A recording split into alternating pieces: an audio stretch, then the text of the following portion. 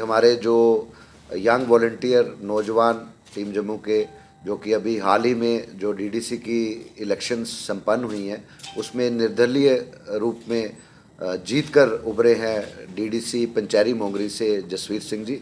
और वहाँ के इलाके के क्या मसले मसाइल हैं, क्या वजूहत हैं, और आज के दौर पे भी जब पीछे इतनी बर्फ़बारी हुई है तो रास्ते बंद हो चुके थे, तो ये हाल था कि हमारे नौजवान ने जिस दिन ओथ लेनी थी उस दिन सुबह 3 बजे उठ के 7 से 7.5 घंटे पहाड़ बर्फ़ में पैदल चल के फिर डिस्ट्रिक्ट हेडक्वार्टर उधमपुर पहुँचे हैं। तो आप सोच सकते हैं कि जब वहाँ पर किस किस्म के हालात हैं, और हम सरकार की अटेंशन और ख़ासकर राजभवन की माननीय लेफ्टिनेंट गवर्नर मनोज सिन्हा जी की जो अटेंशन है वो इन पहाड़ी इलाकों में, ना सिर्फ पंचैरी मोंगरी पर ऐसे जो भी डीडीसी के इलाके हैं उनकी ध्यान, उनकी तवज्जो उस तरफ आकर्षित करना चाहते हैं। और मैं चाहता हूं कि हमारे मानयोग जसवीर सिंह जी नौजवान जो वहां के निर्दलीय जीत कर आए हैं वो अपने पर्सनल जो वहाँ के हार्डशिप्स है जो आम लोग फेस कर रहे हैं, किस किस्म की वहाँ पर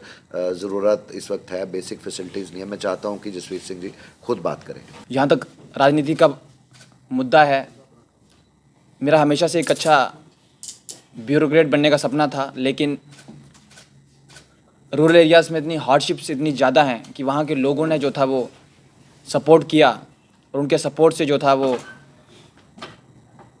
इस जो पॉलिटिकल की जो फील्ड है मैं इसमें उतरा। और वो सारे इश्यूज़ जो आम लोग फेस करते हैं पहाड़ी क्षेत्रों में, जो आम लोग आज भी रूरल इंडिया में जो फेस कर रहे हैं, उन्हीं को उठाने के लिए मैं इसमें आया और लोगों का भरपूर साथ मिला। जो मेन जो चीज़ है जो आज भी एक बहुत बड़ा चैलेंज बन के उभर रही है वो है एजुकेशन की फील्ड है, हेल्थ सेक्टर है, ट्रांसपोर्टेशन का सेक्टर है, कम्युनिकेशन सेक्टर है। बेसिक इंफ्रास्ट्रक्चर जो है बहुत कमज़ोर है, जिसकी वजह से जो हमारे गांव हैं वो डेवलपमेंट नहीं कर पा रहे हैं। एजुकेशन सेक्टर की बात करें तो मैं आप सबके माध्यम से जम्मू कश्मीर के जो हमारे माननीय उपराज्यपाल हैं और जितने भी जो people sitting at helm of affairs, उनका ध्यान अपने जो मेरी कंस्टिट्यूंसी है डीडीसी कंस्टिट्यूंसी उसकी तरफ आकर्षित करना चाहूँगा कि एजुकेशन की फील्ड में जो प्राइमरी एजुकेशन की बात करें, चाहे वो हायर एजुकेशन की बात करें, इन एरियाज़ में एजुकेशन का जो स्थिति है बहुत ख़राब है। बेसिक फैसिलिटीज़ जो हैं बहुत ख़राब हैं, स्टाफ की बहुत ज़्यादा कमी है, और सबसे बड़ी जो चैलेंजिंग चीज़ बन के उभरी है वो ये है कि इंफ्रास्ट्रक्चर तो ख़राब है ही है, बट उसके साथ साथ काफ़ी सारे जो एम्प्लॉयज़ हैं उनको अटैच किया गया है एक जगह से दूसरी जगह, और जहाँ तक मेरी जानकारी है वो कोई रेशनल तरीके से नहीं हुआ है। इसमें काफ़ी सारी मिलीभगत भी है बीच में, क्योंकि बीच में कहीं करप्ट सिस्टम भी है। तो मुझे लगता है कि पहला मैं जो अपील करना चाहूँगा प्रशासन से वो यही करना चाहूँगा कि जितने भी हमारे वहाँ के स्टाफ को अटैच किया गया है, काइंडली उसको रेशनल तरीके से फिर से डिटैच करके उनकी जो एक्चुअल पोस्टिंग है वहाँ पे भेजा जाए, ताकि आम लोग सफ़र नहीं करें। क्योंकि सरकारी स्कूल्स में गरीबों के बच्चे पढ़ते हैं, किसानों के बच्चे पढ़ते हैं, और जो दिहाड़ी लगाते हैं उनका भी एक सपना होता है कि उनके बच्चे अच्छी पढ़ाई लिखाई करके कुछ बने। बट जब स्टाफ ही नहीं होगा, बहुत सारे ऐसे मिडिल स्कूल हैं जो देखने के लिए कहने के लिए तो वहाँ स्टाफ है, लेकिन पब्लिक को पूछेंगे तो पब्लिक कहती है कि वहाँ सिर्फ एक टीचर आता है। तो मुझे लगता है कि कोई भी थिंक टैंक जो है वो ये साबित नहीं कर सकता कि एक टीचर मिडिल स्कूल को चला सकता है, या 2 या 3 टीचर जो है हाई सेकेंडरी या हाई स्कूल्स को चला सकते हैं।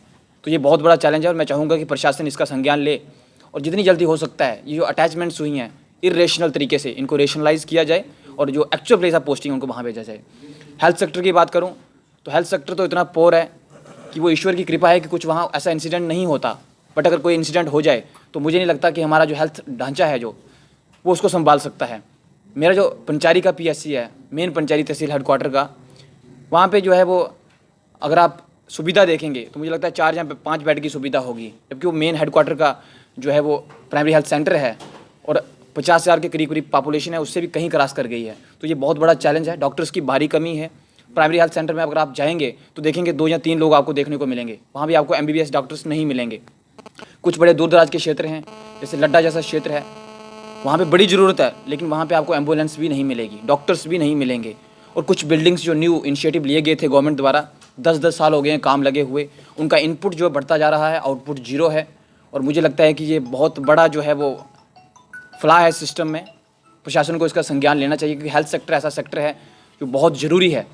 तो स्टाफ की कमी, बेसिक इंफ्रास्ट्रक्चर को सेटअप करना, फिर फैसिलिटीज़ को जो है इम्प्रूव करना, अपग्रेड करना, मॉडर्नाइज करना, मुझे लगता है कि ये प्रायोरिटी रहनी चाहिए और मैं प्रशासन से अपील भी करूँगा। यूथ पॉलिसी की बात करूँ तो पहले तो जम्मू कश्मीर के पास अपनी ही यूथ पॉलिसी नहीं है और मुझे लगता है कि ये बहुत बड़ा चैलेंज है। बदलते दौर में अगर जम्मू कश्मीर को ट्रांसफॉर्म करना है तो जो यूथ पॉलिसी जम्मू कश्मीर को बनानी पड़ेगी और मुझे लगता है हम बहुत पीछे हैं, ऑलरेडी हम बहुत लेट हैं, लेकिन फिर भी टाइम आ गया है कि हम इस पर डिस्कस करें। गाँव की बात करूँ तो स्पोर्ट्स के लिए कोई इंफ्रास्ट्रक्चर नहीं है।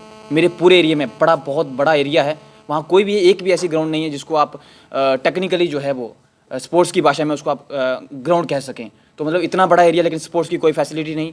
और मैं दावा कर सकता हूँ कि अगर स्पोर्ट्स की फैसिलिटी दी जाए तो हमारे बच्चे एक दिन भारत के लिए ओलंपिक्स में मेडल भी जीत सकते हैं, बट उसके लिए उनको फैसिलिटी देनी पड़ेगी। NCC, NSS, Bharat scouts and guides जैसी जो चीज़ें हैं वो इंट्रोड्यूस की जा सकती हैं हायर सेकेंडरी लेवल पे, जिससे बच्चे जो है पॉजिटिव साइड जो होगा उसकी तरफ मोटिवेट होंगे और मुझे लगता है कि उनकी जो पावर है उसको पॉजिटिव तरीके से चैनलाइज किया जा सकेगा। और ये मैं सिर्फ पंचारी के लिए नहीं कह रहा, पंचारी के लिए इसलिए कह रहा हूँ क्योंकि मैं उसको एक पूरी 280 DDC कंस्टिट्यूंसीज़ में एक रोल मॉडल के तौर पर विकसित करना चाहता हूँ और ये दिखाना चाहता हूँ कि अगर वाकई में कोशिश की जाए तो जो रूरल इंडिया है, जो हमारा रूरल जम्मू एंड कश्मीर है, वो जम्मू एंड कश्मीर की इकोनॉमी को भी स्ट्रेंथन कर सकता है और यहाँ से ऐसे यूथ निकल सकते हैं जो लीडरशिप भी दे सकते हैं और इंडिया को भी रिप्रेजेंट कर सकते हैं। तो मुझे लगता है कि यहाँ थोड़ा सा ध्यान देना पड़ेगा। ट्रांसपोर्ट की हालत बहुत बुरी है। हम टूरिज़्म की बात करते हैं, टूरिज़्म J&K इकोनॉमी की बैकबोन है, लेकिन हमारे यहाँ कोई इन्वेस्टमेंट नहीं की गई है और जो थोड़ी बहुत हुई भी है तो मुझे लगता है कि उसका पॉजिटिव आउटपुट नहीं आया। क्यों नहीं आया? कि रोड्स की हालत इतनी ख़राब है कि वो रोड्स लगते ही नहीं हैं, उनको रोड कहना रोडों की बेइज्जती है।